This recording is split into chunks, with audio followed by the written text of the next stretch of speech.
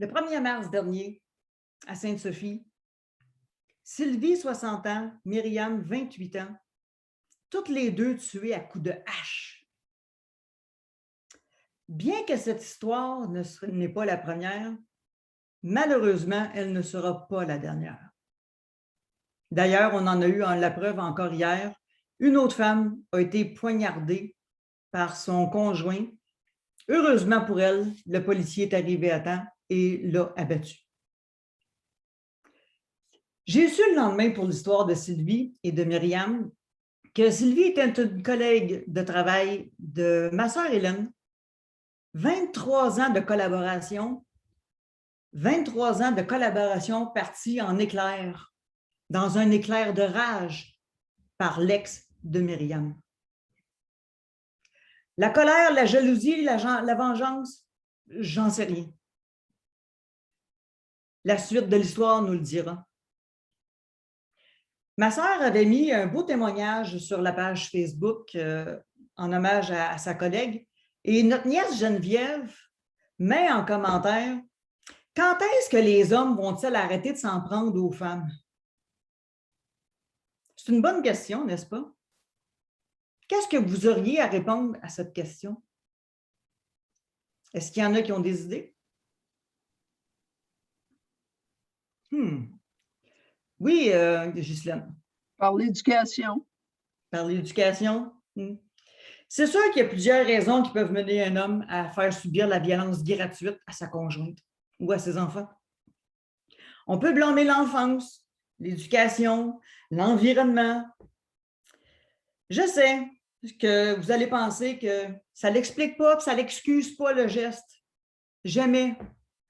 Et là-dessus, vous avez raison.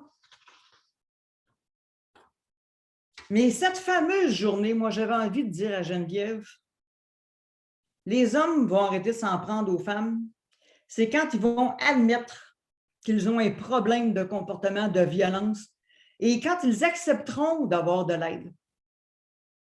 Et lorsque les femmes comprendront, se choisiront et s'aimeront assez pour détecter au premier signe la violence et qu'ils quitteront cette situation qui est malsaine, qui ne fera qu'être pire par la suite. Et surtout, ne pas chercher à le sauver, mais bien à se sauver. Et je sais de quoi je parle. Je l'ai vécu pendant 9 longues années, où ce que j'avais donné le pouvoir de ma vie sur quelqu'un d'autre. Et vous savez, ces hommes, ils sont subtils, ils sont très gentils au début. Ça va vous amener au restaurant, ça va vous offrir des fleurs, vous allez être la plus belle. Mais à la moindre occasion, une fois que la toile est bien entourée autour de sa victime, les compliments prennent le bord, c'est les insultes, c'est la manipulation. Pourquoi t'appelles un tel? C'est à qui tu parlais? C'est qui te textait? Tu es surveillé dans les moindres faits et gestes, même dans ta façon de t'habiller. Et ça devient de plus en plus difficile de s'en sortir parce que tu n'as plus d'estime de toi, il t'a écrasé, tu as honte, mais tu as surtout vraiment peur. Moi, j'ai tenté, savez-vous combien de fois une femme peut tenter de quitter quelqu'un avant que ce soit pour de bon? Ça prend entre 6 et 10 fois, et oui, pour certaines personnes, entre 6 et 9 fois avant que ce soit la bonne. C'est à peu près ce que ça m'a pris avant de mettre mon pied à terre puis de dire au père de mes enfants de s'en aller.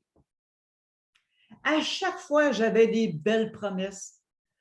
Il se mettait à genoux, il pleurait. « Je vais changer », un peu comme dans l'annonce du réseau Internet. C'était pareil. Mais mon Dieu, que ça ne durait pas longtemps. C'était pas trop long que je redevenais la maudite chienne, la maudite vache, la seule qui ne comprenait jamais rien. Il y avait juste lui qui était intelligent, il y avait juste lui qui était bon, il y avait juste lui qui avait raison. C'était invivable. Et savez-vous qu'en Ontario, seulement l'année dernière, qu'à tous les 11 jours, il y a une femme ou un enfant qui est tué par un homme qu'ils connaissent? Qu'une femme sur 3 sera victime de la part d'un partenaire au cours de sa vie. Et juste l'an dernier, 89% des femmes et des enfants tués l'ont été par quelqu'un qui était très proche d'eux. Et pouvez-vous imaginer si on prenait les statistiques de tout le Canada? Je pense que les bras nous tomberaient. Mais heureusement, il existe des solutions, il existe des endroits sécuritaires. Et tel que nous ici, à Hawkesbury, on a une maison qui répond vraiment aux besoins des femmes. Ça s'appelle la maison Interlude. Et probablement qu'il y en a aussi dans votre quartier. Ils viennent vraiment en aide aux femmes qui ont décidé de se reprendre en main. Vous savez, Albert Einstein disait que le monde ne sera pas détruit par ceux qui font le mal, mais par ceux qui le regardent sans rien faire. C'est un peu notre devoir de citoyen.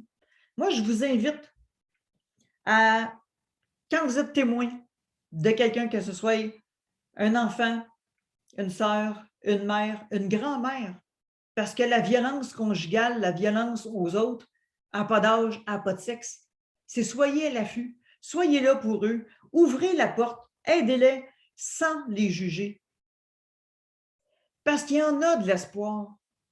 Moi, je m'en suis sortie quand j'ai réalisé que j'avais donné le pouvoir aux autres, à quelqu'un d'autre. Je me suis repris en main. J'ai suivi des cours de relations humaines. Je me suis impliquée dans du bénévolat. J'ai travaillé sur moi. On peut y arriver en autant qu'on prend connaissance du problème. Et si un jour, vous pouvez aussi vous aider quelqu'un. J'ai découvert dernièrement un geste que moi-même, je ne connaissais pas. Et je vous invite à composer le 911 si vous le voyez. Ça veut dire que quelqu'un a besoin d'aide. Elle a le courage de demander de l'aide. Et soyez à l'affût, il y en a peut-être d'autres signes. Mais cette personne-là a le courage de demander de l'aide présentement. Alors, soyez là, soyez à l'affût, parce que tous ensemble, on peut faire partie de la solution. Aidons ces victimes qui en ont besoin, parce que ça fait partie de l'être humain. Soyons là, car nous pouvons nous en sortir en autant que les gens sont avec du support et du courage. Je recommence ma fin. On peut s'en sortir avec de l'aide, du support et du courage. Monsieur l'animateur.